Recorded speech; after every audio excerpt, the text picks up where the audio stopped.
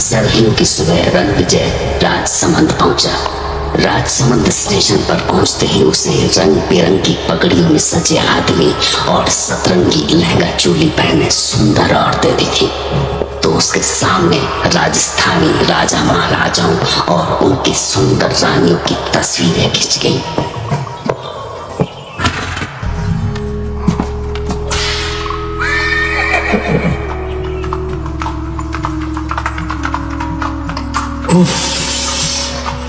राजसमंद की सर्दी 10-12 डिग्री तो होगा।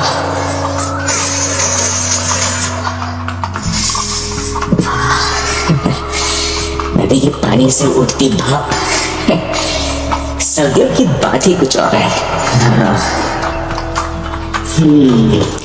यहाँ पर जरूरी डैनी डिकोस्टा के महल के बारे में पता चल ही जाएगा।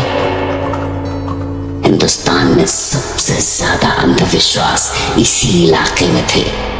खून पी जाने वाले प्रेत, रात को भेड़िया बन जाने वाले इंसान और न जाने क्या क्या।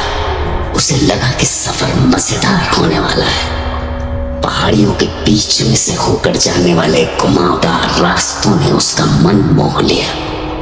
जगह जगह दिखने वाले सुंदर किले के नजारे, खूबसूरत वादियां, झीलें और झरनों से टकराकर बहने वाली हवाओं ने उसे जैसे किसी और ही लोक में पहुंचा दिया।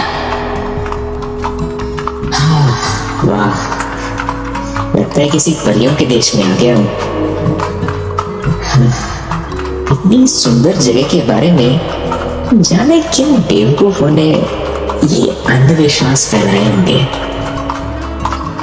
रानी की सराय, हाँ ये है। डैनी ने अपनी चिट्ठी में इसी होटल में ठहरने के लिए कहा था। वो एक पुरानी इमारत थी, जैसे पुराने वक्त में रजवाड़ों के कोतवाल या मंत्रियों की कोठियां हुआ करती थी। उसके तांगे से उतरते ही एक बूढ़ी औरत निकलकर सामने आई। गणेशा, हाय, मैं रणविजय। आ गए तुम? आओ आओ, कैसा लगा हमारा राजसमंद? मैं तुम्हारा इंतजार कर रही थी। आओ सब आओ।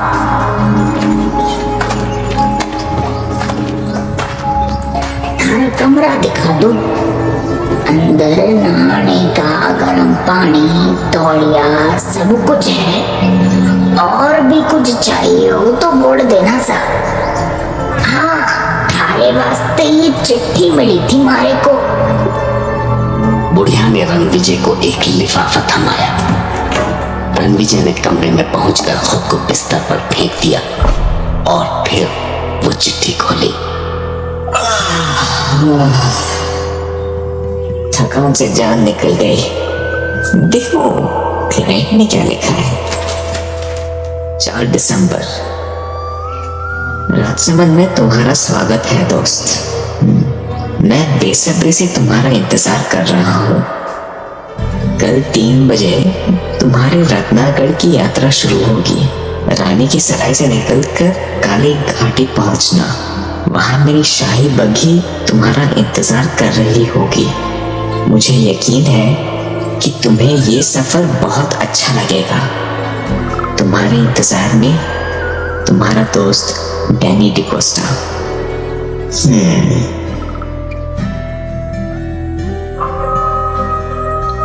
रात रणविजय को बहुत अच्छी नींद आई। सुबह नाश्ता करने के बाद वो आदतन यहाँ की यादों को अपनी डायरी में समेटने लगा और फिर दिन के खाने के बाद वो अपने आगे के सफर के लिए तैयार था।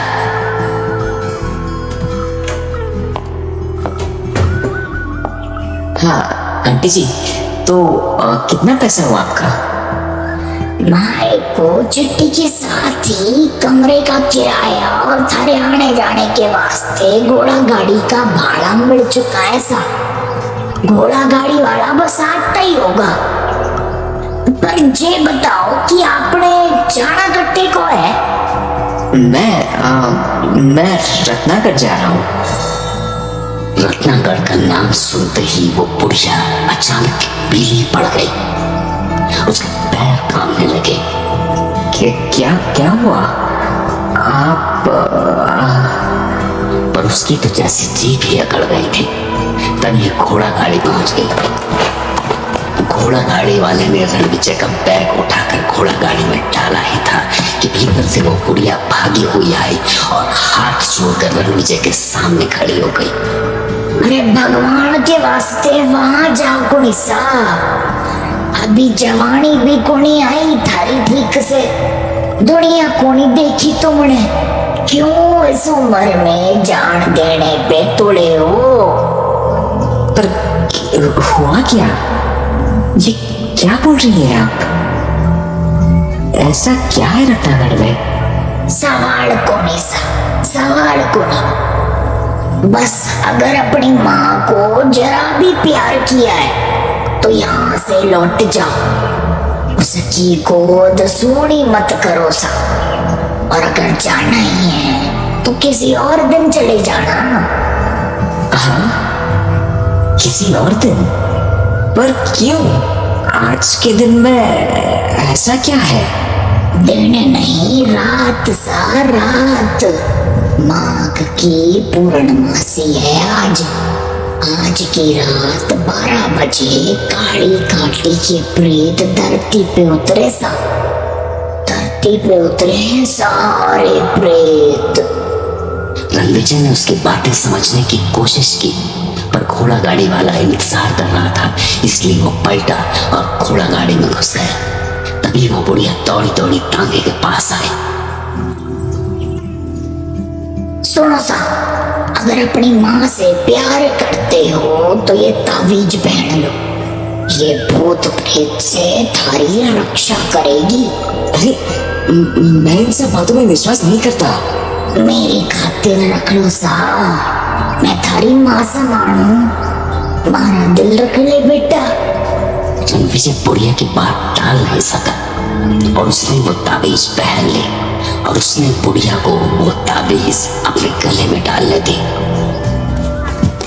गाड़ी वाले ने चाबुक चलाई और घोड़ा गाड़ी दौड़ गई। रणविजय ने पीछे पलट कर देखा तो वो बुढ़िया अभी भी हाथ उठाए उसे रुकने को बोल रही थी। रुक जाओ सा, बड़ मानुस का गए हो, उधर जाओ कोनी, जाओ कोनी उधर। रणविजय को बुढ़िया की बातें उलझन में तो डाल रही थी, पर उसे काम भी पूरा करना था।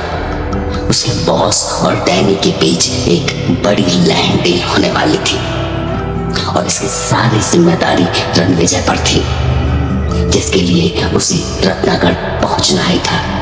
फिर उसने बुढ़िया के दिए हुए ताबीज को छुआ। जाने वो बुढ़िया की बातों पर यकीन कर पा रहा था या नहीं, पर हाँ, वो अंदर से डरा हुआ जरूर था।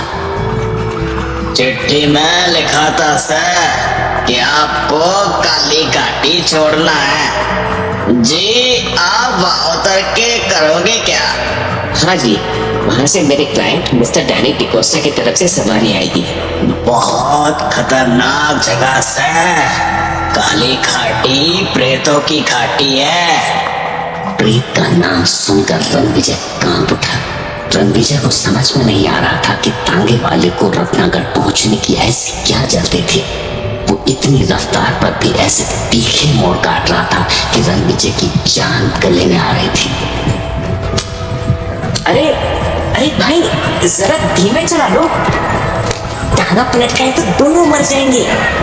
तांगे वाला तो जैसा बहरा हो गया था। तांगा भगाने का जैसे कोई जोर सा सवार था उस पर। सूरज ढलने लगा था। झिंगुरों की आवाज ने माहौल में सिहरन पैदा करती थी और कपा देने वाली ठंडी चांदनी रात के बीच तांगे के हवेले की 2 लालटेनें रास्ता दिखाने की कोशिश कर रही थी।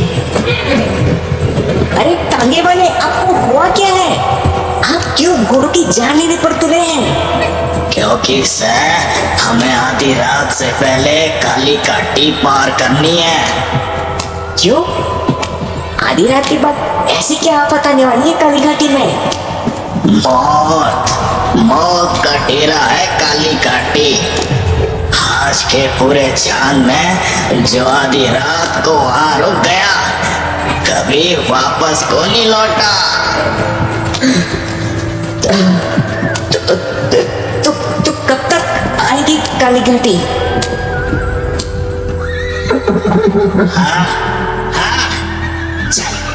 चल चल मेरे बच्चे, चल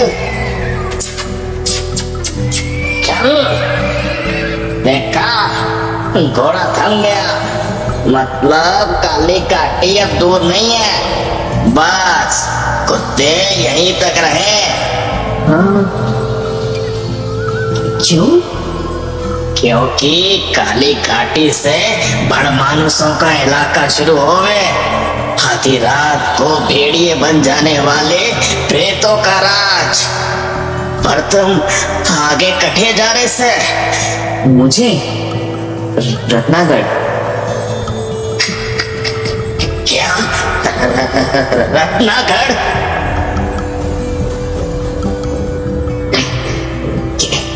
क्या हुआ आपको? ऐसा क्या है रत्नागढ़ में? पर उसकी बात का कोई जवाब नहीं आया।